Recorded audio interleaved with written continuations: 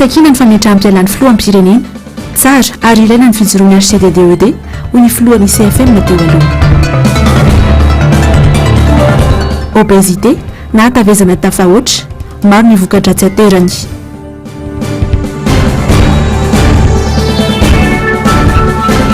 Toetry ny andro hitoetra amin'ny alatsinainy ny rotsak'orana.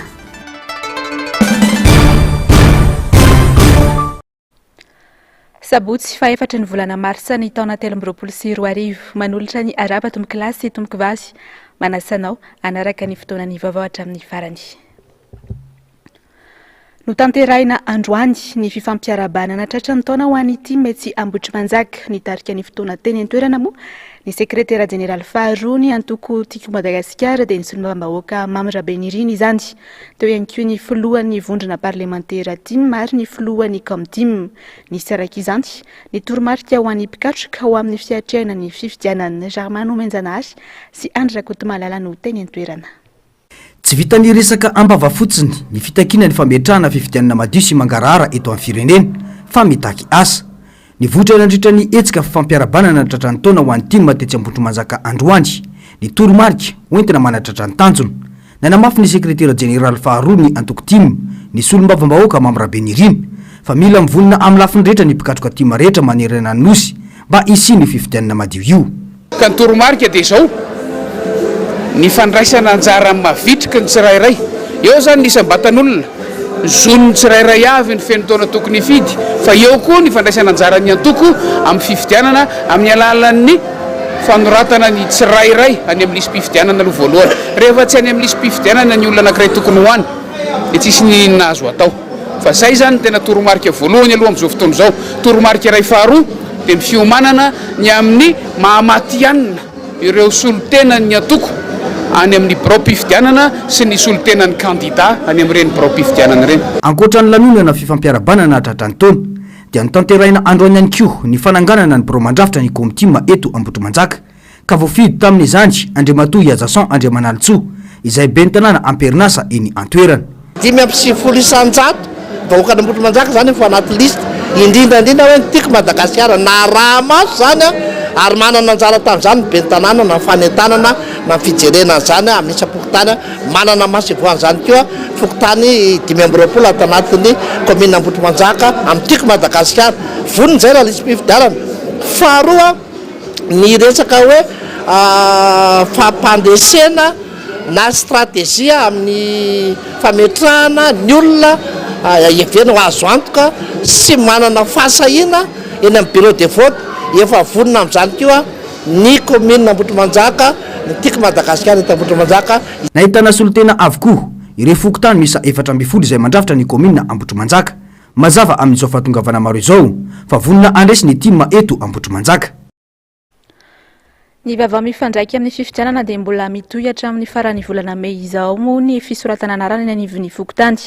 Tokony anokatra ny birao isan'andro hatramin'ny sabotsy araka izany ny fokotany rehetra hoy nambarany olon-tsotra ahafahan'izy ireo izay tsy afaka manatanteraka izany amin'ny andavanandro. Maro raha teo mantsy ny fokotany no manakatom-baravarana rehefa sabotsy toy izao. Ando Miaratiana sy Tahiriny Aina. Efa tsindrin-daona ny rehetra hiatrika fifidianana amin'ny taona ity. Fiovana, fiatsaram-piainana no andrandray ny be sy ny maro hialana amin'izao krizy eto amin'ny firenena izao. Tsy andrasan'olona na iza nefa izany fa miainga amin'ny tena ihany. Anisan'ireo dingana lehibe tokony ho ataon'ny rehetra mialohan'ny fifidianana izao ny fisoratana anarana sy ny fanamarina an'izany eny amin'ny fokotany. Ny tena andrasana zany dia ny fiovan'ny fitondrana zany ny tena andrasana. Maha-olom-pirenena zany ianao dia tsy maintsy mandray andraikitra anao anatin'ny fifidianana dia tsy maintsy mandeha anatin'ny fisoratana ny kara-pifidianana. Inona ny antony kartona amin'ny fokotany aloha zay tsy fantako aloha fa ny antoko moa zany hoe sabotsy. Raha ny tokony izy aloha dia zay hoe tokony tsy kiatona izy na ohatra hoe tokony amin'ny folo zany ohatr'izay dia tokony zay zany tokony kiatona. Zo ananan'ny tsirairay zo fototra amin'ny maha-olombelona. Fa raha ohatra an'aloha zao dia efa voasoratra ny anarako izay eo atokantrano mihitsy. Ny amin'ny fifidianana moa zany dia hoe fiverenan'ny fahefanao amin'ny vahoaka. Taky adidy ho an'ny tsirairay koa zany ilay fanamarinana an'ilay anarana. Dia ny izany eo anivon'ny fokotany moa ilay fanamarinana an'ilay anarana. Dia ny tsirairay zany tokony handray andraikitra amin'izay koa fa tsy hoe ny mpanao politika fotsiny ihany. ho any aty amin'ny fokotany akazomanga manao toivakana ny olona misoratra anarana efa mananika ny sifolo isanjato mahery ireo nahavita izany ety antoerana raha ny fanazavany tompon'andraikitra tsy mionona amin'izay anefa fa mbola misy hatrany ny fanentanana indrindra ho an'ireo olom-pirenena vao fenitaona betsaka tsy mbola nahavita izany. Ny tena tanjona aloha zany dia mba hoe mba anana ny zoany tsirairay avy zany hoe hiditra ao anaty lisy mpifidianana satria amin'iny ianao mba manana ny zo rehefa tonga ny fifidianana raha hirotsaka ianao na hifidy ianao dia manana ny zoanao feno ianao amin'izay. Dia le resaka fanentanana indray zany satria tsika betsaka mantsy rehefa le tena mivoaka le lista dia zay vao miteny ao ve ny anaranay ao ve ny anaranay dia zay ny anentanana hoe mila misoratra aloha vao ho tafiditra ao ny anarana fa tsy hoe tonga dia ho tafiditra ao anaty lista. 7,750 tapitrisa ireo efa nisoratra anarana anaty listy mpifidy sy ny rezisy-pifidianana nasionaly tafakatra eny anivon'ny distrika 7,100 manerana nosy raha nitatitra nataony Seny Foibe. Mitohy hatrany ny fampiakarana ireo vokatra avy amin'ny CLRE makeny anivon'ny distrika fa indrindra ny fandraisana anarana eny anivon'ny fokotany ho an'ireo olom-pirenena izay maniry sitraka ny zony sy ny adidiny hatramin'ny 1 Mey ho avy izao. Eo amin'ny pejiny sosialy kosa indray ary dia saika ho isan'andro no ahitana fiakarany ny vidiny entana eny an-tsena eny tsy misy izay tsy mitaraina ny olom-pirenena. Mila faiza mitantana ny sy ny famaritana ny tena laharam-pahamehana ny zava-misy fa tsy vita ny vava sy ny sosio tahaka ny ataon'ny mpitondra amin'izao fotoana izao nambarany olom-pirenena sendra ny Ando Miaratiana sy Tahiriny Anatrany.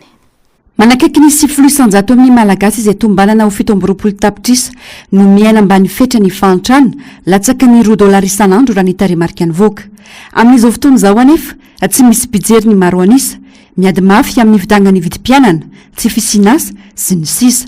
Ny eto an-drenivohitra samy manao izay daniny kibony rehetra ka izay avelona sisa no atao. Ireo 20% ny malagasy izay tantsany ambanivohitra ihany koa tsy omena vahana ao anatin'ny politika mpanjakana anka misedra olana maro.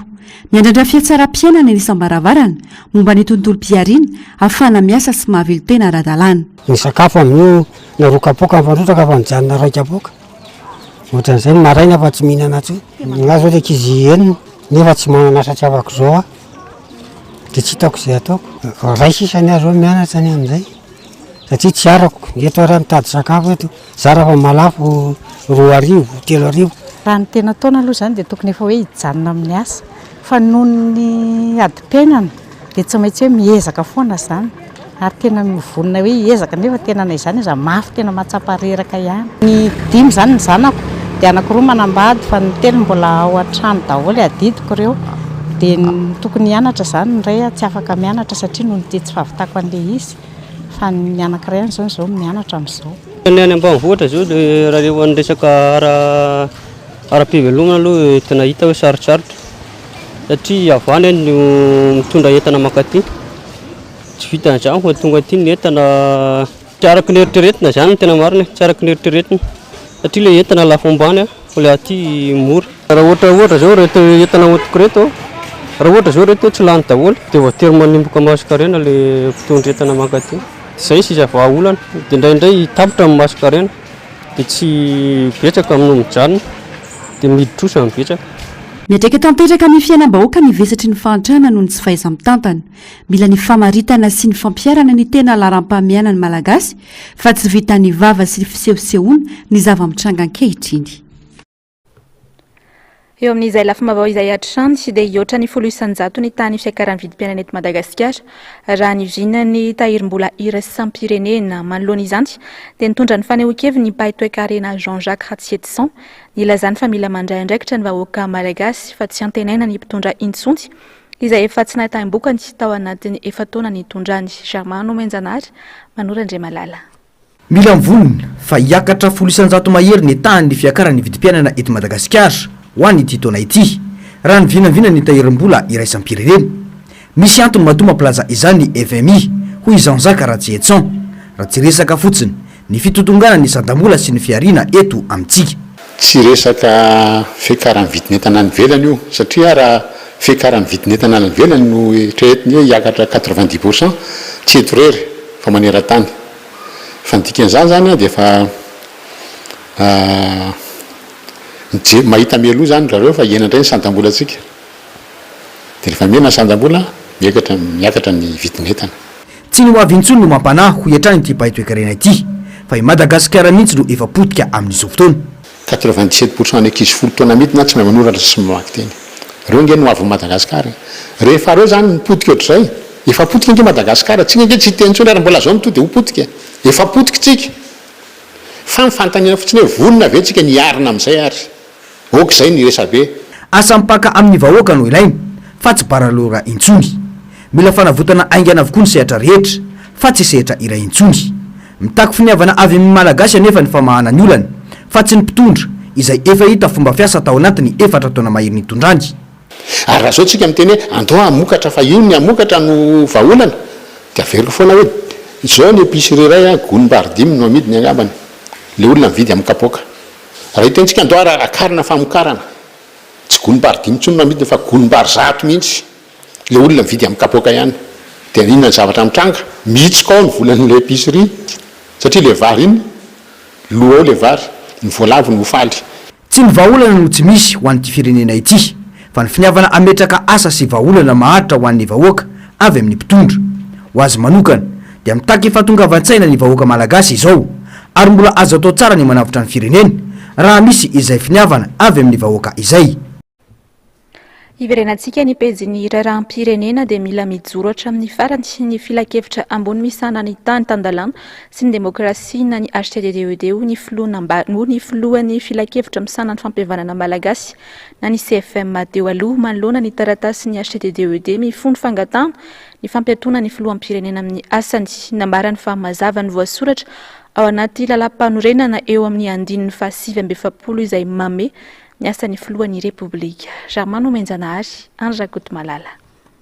Tany demokratika i Madagasikara ka tokony ajaina io safidim-pirenena io mba tsy sy nikorontana hoy ny filohan'ny CFM teo aloha raha nitondra ny heviny mahakasika ny taratasy ny HCDDD mangataka ny fampiatona ny filoham-pirenena amin'ny asany araka ny andininy fa 7 ao amin'ny lalam-pandrenana. Ny fampifangarona sy ny fitsabana amin'ny asan'ny rafitra hafa dia ferany lalam-pandrenana ny Repoblika faha-4 ho iantrany ny fanazavany. HDDED dia anisan'ny organe constitutionnel eto amin'ny firenetsika. Misy koa ireo voalaza ny lalana fototra na ny lalam-pandroentsika. Ireny dia mazava tsara matoa izy natao tao dia lalana velona eto amin'ny firenena.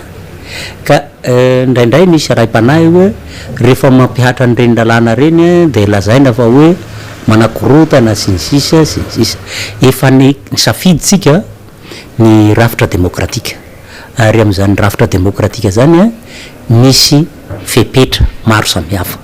Misy koa ireo andry apetraka mahademokratika ny firenena anankiray. Teo zao nisy an'ireny hoe fanangonatsonia ho amin'ny motion de censure dia nisy ny laza fa hoe fanakorotanana sy ny sisa reny tena fahefana omeny lalam-panorenana ny solombavambahoaka atsika. Tsy mora ny mijoro amin'ny fahamarinana ho iantrany ny fanazavana saingy raha samy anao izay tiany atao avokoa ny rehetra dia ho any ankady ny firenena ka ilaina ny fijoroana amin'ny fahamarinana malona ny endri-javatra toy izao ho iantrany ity filohan'ny CFM teo aloha ity. Tsy ho mora ny zavatra ho lalovan'ny firenena amin'ny taona 2024 ity ho iantrany nambarany Mac Alphonse filoha teo aloha misahana ny filan-kevitra ny fampihavanana malagasy na ny CFM manana andraikitra ary ilaina amin'izao vanim-potoana lalovan'ny firenena izao ny CFM kanefa hatramin'izao dia mbola tsy tafapetraka ny mpikambana vaovao tokony andrafitra azy. Germano Menjanahary sy Andrakoto Malala trany. Volana maro taoriny ny fatapela ny fepito-piasany ireo mpikambana dia ho anivony filan-kevitry ny fampihavanana malagasy na ny CFM dia tsy mbolana sy ny fanjakana resaka ny momba ireo mpikambana vaovao andrafitra ity sampandrararam-panjakana ity. Ilaina nefa io ary sampandrararam-panjakana voarakitra ao anatin'ny lalam-pandrenana. Ny olona ao anatin'io rafitra io ny tapitra ny mandany fa tsy le rafitra ny foana. Zay zany ny tokony asiana sarahana kely zay zavatra zay. Tsy hoe raha tapitra ny mandany député dia tsy asiana tsony ny assemblée nationale ka ny fanoloana ny membre ao anatin'io dia fa misy voalazan'io lalàna zay voalazako teo koa ny fanoloana azy ka tsy anjaranay satria zahay moa olo tapitra manda tsy anjaranay ny manao an'izay fa anjara ny fitondrana mahefa no manao nizay hananganana an'izy io fa ny zavatra tiako tsindrina kely fotsiny de zao tena ilaitsika ka ilaitsika ny rafitra ohatran'ireny fa indrindra am'izao vanim-potoana misy atsika zao ny ampipodisy toeran'ireo mpanao politika no lasa mibahan-toerana raha ny fanazavana ihany na tiatsika na tsy tiatsika de ray aman-dreny malagasy rehetra izy ireo ary zay ny tokony ho atsika hoe fihetsika na mpitondra anankiray izy fa indrindra rehefa filoham-pirenena rehefa tonga amin'io toerana io a dia tsy hanatoko na vondron'olona zamirery fa any malagasy ray manontolo de tokony ho hanamora an'izay fifampiresahana zay okaretsy ataontsika hoe mampandefero ny hampo fa raha mbola mifampiziriziry sy ataontsika hoe tsy mahatsapa an'izay tombotsoa ny firenentsika zay de tsy fantatry ny hafarany firenentsika ty zava-dehibe ny dingana ataony FFKM ankehitriny koa miantso ny mpisehatra politika rehetra ny tenany mba hisiny ny fampiresahana eo amin'ny samy malagasy mila fanampiana sy tantsoroka ny tanora malagasy amin'izao fotoan'izao amin'ny fiatrehana ny hoavy tena ilaina ao anatin'izany indrindra raha hiditra eo amin'ny sehatry ny asa sy ny fahafehezana teny-pirenena hafa tokony amoraina ny fahafahan'ny iray aman-dreny manatanteraka izany Andry Miaratiana sy Tahiry Niaina na te aza avitsy ihany no afaka manao izany no tsy fampiny vola ampelantanany iray aman-dreny miandrereo malala-tanana tahaka izao sisany tanora afaka nampy azy ireo hatanteraka nofinofiny sy ny faniriny politika fanabeazana mihitsy zany no eto amintsika no tena hoe tsy mijery zay hoe inona ny tena lalalam-pahamehana inona ny tena ilainy tanora malagasy ny zaza malagasy misy afaka baka reo de gaika ianao raha miteny anglisy phrase raisy roa izy tsy mahatavavoaka tsy hoe le izy ny tsy mahay fa le fomba fampianarana mihitsy za no misy tsy mety sahirana ny ray aman-dreny raha mbola hoe efa ndoiko anazy izy menatra ny fitaovana mbola anakoro anglais indray de tapakevitra zany ny tenako efa telo taona mahery zay fa hoe manao zay mety fa ho atao maimaimpona daholo zany satria ireo no avynyty fireneny ty tsy ho an'ny tanora ihany fa teny ilaina ry zava-dehibe ny fahafehezana teny-pirenena hafa ary kile fitenenana hoe andrianiko ny teniko na ny afako feheziko hitanao mihitsy fivoarana amin'ny teknôlôjia amin'izao fotoana izao dia tsy afaka mahita zavatra tao mihitsy anao raha tsy mahay ny maharaka an'izay zavatra izay zany ary zay ray aman-dreny dia vonona fa eo amin'ilay fahefanany tena mahavoan'ilay ray aman-dreny tsy alohan'ilay sara mpianarana lafo be amin'ilay fianarana teny anglais reny hitantsika eto amin'ny firenena misy antsika reny dia zay no nanapahana hevitra hoe ilaina le mianatra teny anglais ho anareo manao alezy maimaipoana saika tanora no mandrafitra ny fiarahamonina malagasy mila tantsoroka izy ireo afahany mampandroso ny tenany tsy ho vesatra ho an'ny fiarahamonina miangava amin'ny fampianarana avokoa anefa izany tena zava-dehibe ary mitondra fandrosoana ny fahaizana teny vahiny saingy vitsy ihany no mahay izany ny orinasany izao fotoana izao raha teo eto Madagasikara dia mitaky ny fahaizana teny frantsay sy anglisy tombony lehibe ireo mahafeh izany ka antony anaovana laharam-pamianjalo ane tsy amin'ny boribory tany fahenina tanora maro no afaka hisitraka fampianarana teny anglisy maimaimpona eo amin'ny pejy fahasalamana dia ambony kokoa ny tany mety atapaka lalan-drano ny AVC ny olona manana AB miopapana na ihany koa ilay antsoina hoe obésité raha oharina amin'ny olona manana vatana antonony antony telo amin'ny ankapobeny no tena mahatonga azy io ka mila fitandremana honina ambarany mpitsabo ato anatin'ity fanadihadiny avitra solondray be sy tokora maro latiasy no anarahantsika ny andindiny izay raha nilanjapetraka ny sampandraraha iraisam-pirenena momba ny fahasalamana dia tsy tokony oatra ny 20 kilao ny lanjan'ny olona amin'irefy 2 metatra sy 20 amin'ny alalan'ny IMC na indice de masse corporelle no amaritana na mihoatra ny tokony ho izy ny lanjan'ny olona iray na tsy izany hoe ny lanja amin'ny kilao no zaraina amin'ny avroen'ny refy no manome io IMC io antony telo amin'ny ankapobeny no mety mahatonga ny obésité ao ny raritsaina diso tafahoatra eo koa ny vahana izay efa toe-batana manaranaka ary ny fitiavana sakafo tsy voalanjalanja azo atao nefa misoroka ny atavezana be loatra amin'ny alalan'ny fampiasam-batana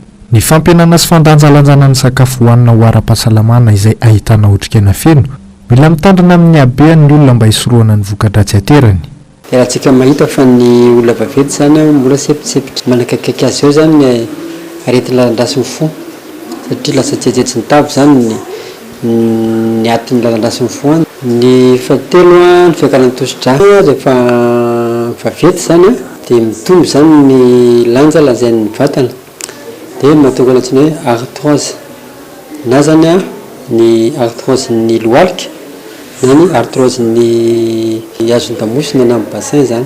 Ny ankoatran'izay koa manantana koa zany ny fikaran'ny siramamy ny diabète indrindra fa ilay hoe diabète type 2. Manampy amin'ny fanenam-batana ny toeram-pikotranana, mila fikirizana sy fifehezantena ny mpikatroka raha te hahatratra ny tanjona. Misy ny exercice ampanaovanay ahafahana manala an'izay obésité zay, dia misy ny koa ny régime azo atao. Misy zavatra telo lehibe kokoa nefa ho tratrarina amin'izay zavatra zay vao mety ho tonga amin'izay tanjona zay zany. Zany hoe mety mila discipliné zany izy dia mila patience dia mila volonté. Nanomboka ny taona 2024 dia ankalazainy isaky ny 3 martsa ny andro iraisam-pirenena ho an'ny obésité raha fankalazana tsotra no nataon'ireo tao Eropa izay nanomboka tamin'ny taona 2024. Tsy ny lehibe irery intsony no ahina mety ho tratra n'ity aretina ity fa na ireo zaza aza dia mety ho tratra ny atavezana miopampana ihany koa. Eo amin'ny vavany mety ho toetry ny andro kosa indray dia toy izao ny vavao farany mikasika indrindra ny toetr'andro eto Madagasikara. Ny hariva teo dia tany amin'ny 720 sy 400 kilometatra andrefana somary andrefany Toliary no nisy ny foibeny niverina natanjaka indray araka izany ny herin'ny Fredy. 520 kilometatra isan'ora ny rivotra entiny ary arahina tafiotra 10 kilometatra isan'ora. Mbola ho betsaka hatrany araka izany rotsakorana entiny hatramin'ny alatsinainy izao. Iangaviana ny mponina rehetra mipetraka amin'ny toerana marefo sy mora tondraka hitandrina sy hanaraka tsy tapaka ny toromarika izay omeny manam-pahefanina. Distrika 4 no tafiditra anaty loza mitataona miloko mavo, Morombe, Toliary voalohany sy faharoa ary Betioky. Ny vavavany amin'ny faritra kosa indray dia anisany tsy afabela ary mbola tsy tafarina noho ny fandalovany rivodoza mifanesy teto amintsika ny any amin'ny distrika ny Mananjary iny. Fianakaviana anjatony maro no mbola miaina anaty tsy fisiana sy fahasairana tanteraka ankehitriny. Fikambanana tsy miankina iray androany nanolotra fanampiana ho an'ny traboina ary miantso ny malala-tanana ihany koa hitondra izay voatsirambin'ny tanana ho azy ireo. Nzavandremahefa sy Mathieu Prince. Trabonanarivo no mbola tsy tafarina tanteraka ao Mananjary amin'izao fotoana izao vokatry ny fandalovan'ilay rivodoza Fredy farany teo. Toeram-ponenana maro no mbola rava ary voatery mipetraka any amin'ny havana sy olopatatra ny ankamaroan'ireo trabona ireo. Raha ny loharambavao avy any an-toerana dia nahitana fahasimbana ihany koa ilay trano sy toerana namindrana azy ireo vonjomaika nandritra ny fandalovany ny rivodoza iny. Fikambanana tsy miankina iray androany no nanolotra fanampiana ho an'ireo trabona ary miantso ireo malala-tanana ihany koa hanolotra izay voatsirambin'ny tanana ho an'ireo mpiray tanindrazana misedra ny mafy ireo. Dia ty zavatra atao an'io ty satria ny fahitana hoe niarambona ny vahoakan'ny Mananjary ilay rivodoza farany teo dia tonga ny fikambanana hitondra fanampiana izay voatsirambin'ny tanana hoentina anisehana an'ireo mpiray tanindrazana niarambona. Tena hita hoe tena sahirana ilay olona amin'izao fotoana izao zany indrindra fa tena potika mihitsy zany ilay asa fivelomana sy ny tanàna zany dia etsy izay dia mbola mitaona koa ilay olona izay tsara sitrapo mba hanampy satria tena mampalahelo ilay mpiray tanindrazana amintsika e. Fianakaviana trabona misy 53 araka izany no nisitraka fanampiana avy amin'ny fikambanana Solay Marimay androany tao Mananjary. Tokatrano tena sahirana sy marefo avy amina fokotany 12 tany an-toerana no nisitraka kojakoja ilaina amin'ny andavanandro ataon'ny vary, labozia, akanjo ary ny maro hafa. Eo amin'ny vavany maresaka iray sampirene niteraka alahelo sy atezerana ho an'ny olona nanana fianakaviana matao Grèce ilay lozam-pifamoivoizana nahafatesana olona maro tany an-toerana mbola misy amin'ny pandemy no tsy tapopokatra amin'ny androany raha toka mitombo hatrany tsy nisany namony any sy ny naratra. Nzavandremahefa sy Mathieu Prince hatrany. Efatrandro taorian'ny trangan'ilay lozam-pifamoivoizana matsiravina nahafatesan'olona maro tao Grèce asaika efa hita avokoa ary efa voaray ny fianakaviana avy ny vata mangatsiaka an'ireo mpandeha namony ainy. Mbola misy kosa nefa ireo tsy hita popoka toy ny any ity renim-pianakaviana iray ity. Sady tsy ao anatin'ny lisitereo naratra no tsy ao anatin'ny lisitereo namony ainy ny zanako izy kanefa dia tafaraka vagon tamin'ireo ankizy avitra somatsara. Tsy hahenomba avao hatreto hoe aiza no misy azy ary tsy fantatro na maty na velona ihany koa. Niteraka fihetseham-po sy atezerana ho an'ny fianakavian'ireo namony ainy araka izany io fifandonana fiarandalam-by roa tao Grèce io. vahoakanarivony ihany koa anonidina an-dalambe ary niray feony amin'ny tokony anasaziana mafy izay tena tomponantoka tamin'ny lozam-pifamoivozana io. Mampametra-panontaniana mantsy hoy ireto vahoaka ireto ny fanomezana lalana ireo lamasinina roa andeha amin'ny lalana iray ka nahatonga izao loza mahatsiravina izao. Milaza ny mbola noho ny fihetsiketsehany moa ireto vahoaka ireto amin'ny rapitso raha toa ka efa nametraka ny fialan-tsininy tamin'ireto vahoaka ireto ny ministry ny fitaterana tao Grèce. Tapitra ny fampahalalam-baovao tamin'ity androany ity mankasitraka anao nanaraka izany hatramin'ny farany hoarahanao rehefa avy eo aory ny vaovao ny fandaharana ahoana marina sy ny fandaharana Global News. Ho amin'ity androany ity kosa ny horonan-tsary hoaraisika dia mitondra ny lohateny Skyscraper. Ho an'ny rampitsy kosa indray dia mitondra ny lohateny hoe Vanguard. Ny sampana fampahalalam-baovao ny MBS fahitalavitra manome fotoana ho anao amin'ny alatsinainy indray.